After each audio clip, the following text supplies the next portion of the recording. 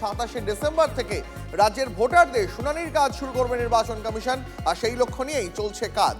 রাজ্যের মুখ্য নির্বাচনী আধিকারিকের দফতরে এই মুহূর্তে সেই কাজ চলছে। 2002 এর ভোটার তালিকার সঙ্গে যে ভোটারদের কোনো ম্যাপিং করা যায়নি, শুনানির প্রথম পর্যায়েই ডাকা হবে তাদের। রাজ্যে এমন ভোটার রয়েছেন প্রায় 30 লক্ষ। কমিশন সূত্রে খবর, ইতিমধ্যেই 10 লক্ষ নোটিশ পেয়ে গেছে, জারি হয়ে গেছে। সিইও দফতর সূত্রে আরও খবর, কলকাতার ক্ষেত্রে বিভিন্ন সরকারি অফিস, কলেজ বিল্ডিংয়ে ভোটারদের শুনানি হবে। জেলাগুলির ক্ষেত্রে শুনানি হবে বিডিও অফিস এবং ব্লক স্তরের বিভিন্ন দফতরে। শুনানি কেন্দ্র কোথায় কোথায় হবে তা সংশ্লিষ্ট এলাকার ডিওদের সঙ্গে আলোচনা করে ঠিক করবেন ইআরওরা। আরও একবার জানাবো আপনাদের, আগামী 27শে ডিসেম্বর থেকে রাজ্যে ভোটারদের শুনানির কাজ শুরু করবে নির্বাচন কমিশন। সেই লক্ষ্য নিয়েই কাজ চলছে রাজ্যের মুখ্য নির্বাচনী আধিকারিকের দফতরে। 2002 এর তালিকার সঙ্গে যে ভোটারদের কোনো ম্যাপিং করা যায়নি, শুনানির প্রথম পর্যায়ে ডাকা হবে তাঁদেরই। রাজ্যে এমন ভোটার রয়েছেন প্রায় 30 লক্ষ। কমিশন সূত্রে খবর, 10 লক্ষ নোটিশ ইতিমধ্যেই জারি করা হয়ে গেছে। সিইও দফতর সূত্রে আরও খবর, কলকাতার ক্ষেত্রে বিভিন্ন সরকারি অফিস, কলেজ বিল্ডিংয়ে ভোটারদের শুনানি হবে। জেলাগুলির ক্ষেত্রে শুনানি হবে বিডিও অফিস এবং ব্লক স্তরের বিভিন্ন দফতরে। শুনানি কেন্দ্র কোথায় হবে তা সংশ্লিষ্ট এলাকার ডিওদের সঙ্গে আলোচনা করে ঠিক করবেন ইআরওরা। কেন্দ্রীয় সরকারি কর্মীদের মাইক্রো অবজারভার নিয়োগ নিয়ে প্রশ্ন মুখ্যমন্ত্রী। গুজরাট, রাজস্থানের লোকেরা এসে কেন কাজ করবে, প্রশ্ন মমতার। একজন মাইক্রো অবজারভারও বাইরের নন, ভুল ব্যাখ্যা করা হচ্ছে, পাল্টা দাবি শুভেন্দু। হিয়ারিং ভেন্যু এখনো কোনো সুষ্ঠু নির্দেশিকা আসেনি। 16 ডিসেম্বর থেকে প্রাথমিকভাবে শুরু হওয়ার কথা ছিল। 20 ডিসেম্বর নতুন নির্দেশ এসছে, প্রত্যেক বিধানসভায় 15 জন করে ইন্ডিপেন্ডেন্ট অবজারভার হবে, কেন্দ্রীয় সরকারি কর্মচারী, মানে বিজেপির দলের লোকেরা। এটা কখনো হয়েছে? আমার রাজ্যে ভোট করবে রাজ্যের লোকেরা না বেরাজ্যের লোকেরা? গুজরাটের লোকেরা এসে ভোট করবে বাংলায়, রাজস্থানের লোকেরা এসে ভোট করবে বাংলায়। হিয়ারিং নেবে, জানে কিছু বাংলার ভাষা, বোঝে? সবকিছুর একটা লিমিট থাকা দরকার। আবার ইয়ার উপর একজন করে স্পেশাল অবজারভার, যাতে ইয়েরও বাথরুমে গেলেও তার পাশ পেছনে পেছনে যাবে মনে, সে ওয়াশরুমে যাচ্ছে কিনা, খেতে যাচ্ছে কিনা, সেটাও দেখতে যাবে মনে। মাইক্রো অবজারভারের তালিকা আমি জানি না, আমি শুনেছি 24 তারিখে তাদের ট্রেনিং হবে।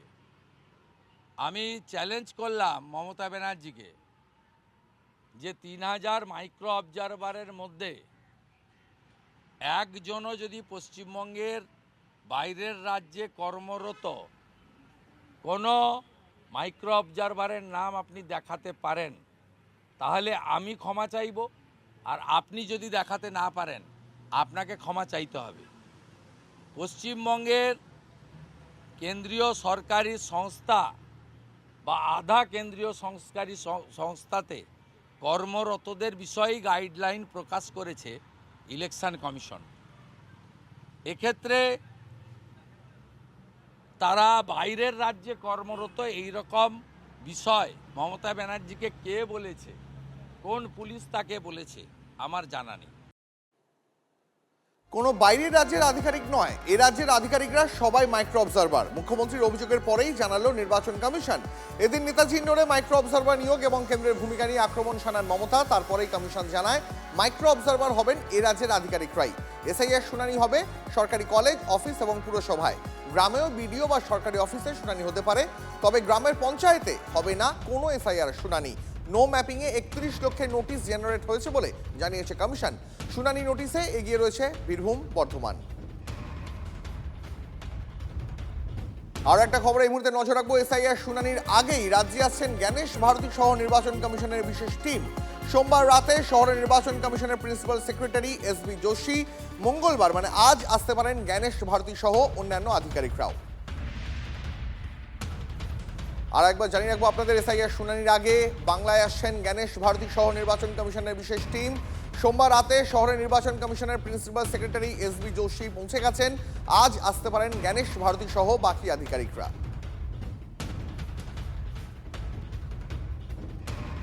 মুখ্য নির্বাচন কমিশনারকে ভ্যানিশ কুমার বলে কটাক্ষ মমতার। বিজেপির কথায় অপরিকল্পিতভাবে এসআইআর, আক্রমণ মমতার। বিজেপি কমিশন হয়েছে, আমার কাঁচকলা হবে। বিজেপিকে চ্যালেঞ্জ তৃণমূল সুপ্রিমোর।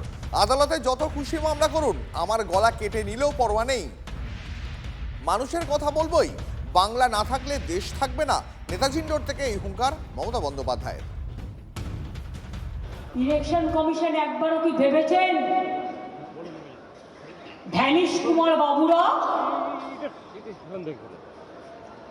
একবারও বিজেপির দালালরা ভেবেছেন বিএলওদের নামে গালাগালি হওয়ার আগে ট্রেনিং দিয়েছিলেন? টোটালটাই আনপ্ল্যান বিজেপির কোথায়? বিজেপি কমিশন তৈরি করেছেন, আমাকে আপনারা ক্যাচ করা করবেন, যত ক্যাচ করবেন করবেন, থাকলে চাইলে গলাটাও কেটে দিতে পারেন, কিন্তু আমি মানুষের কথা বলবো। কেউ কাউকে না কাউকে তো মুখ খুলতে হবে। সবাই যদি ভয়ে গুটিয়ে যায় তাহলে তো দেশটাই শেষ হয়ে যাবে। আর বাংলা না থাকলে দেশ থাকবে না, এটা মাথায় রাখবেন। বিজেপির খোকাবাবুদের আবদার, আরো 1.5 কোটি নাম নাকি বাদ দিতে হবে। কমিশনকে কাজে লাগিয়ে বাংলা দখল করতে চালাকি বিজেপির। তবে চালাকি দিয়ে মহৎ কাজ হয় না। নেতাজি ইন্ডোরের সভায় বিজেপিকে চাঁচা ছোলা ভাষায় আক্রমণ মমতা বন্দ্যোপাধ্যায়। আমরা যা লক্ষ্য করলাম, ওরা ভুলে গেছে যাদের নাম বাদ দিচ্ছে, আরো 1.5 কোটি নাম নাকি বাদ দিতে হবে। বিজেপির খোকাবাবুদের আবদার, হাত ঘোরালে নাড়ু পাবো, নাড়ু নিয়ে ভোটে জিতবো, নির্বাচন কমিশনকে কাজে লাগাবো, আর বাংলাকে দখল করব। নানা রকম চালাকি, চালাকির দ্বারা কোনো মহৎ কার্য সম্পন্ন হয় না।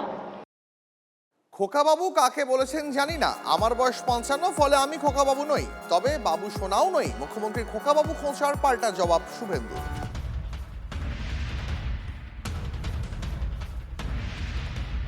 আরো একবার জানাবো আপনাদের, খোকাবাবু কাকে বলেছেন আমি জানি না, আমার বয়স 55, ফলে আমি খোকাবাবু নই, তবে বাবু সোনাও নই।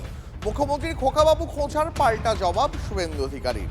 মমতা বন্দ্যোপাধ্যায় গতকালই নেতাজি ইন্ডোর থেকে অভিযোগ করেন, বিজেপির খোকাবাবুদের আবদারে আরও 1.5 কোটি নাম নাকি বাদ দিতে হবে। কমিশনকে কাজে লাগিয়ে নাকি বাংলা দখল করতে বিজেপি এভাবেই চালাকি করছে।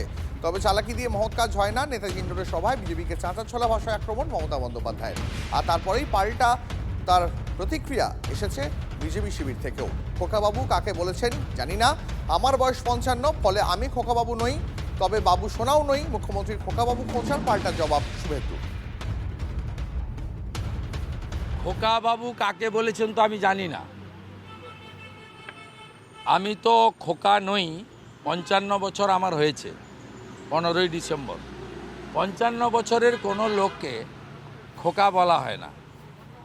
কাকে বলেছেন আমার জানি না, জানা নেই, তবে আমি বাবু সোনার মতো নই, এটুকু বলতে পারি।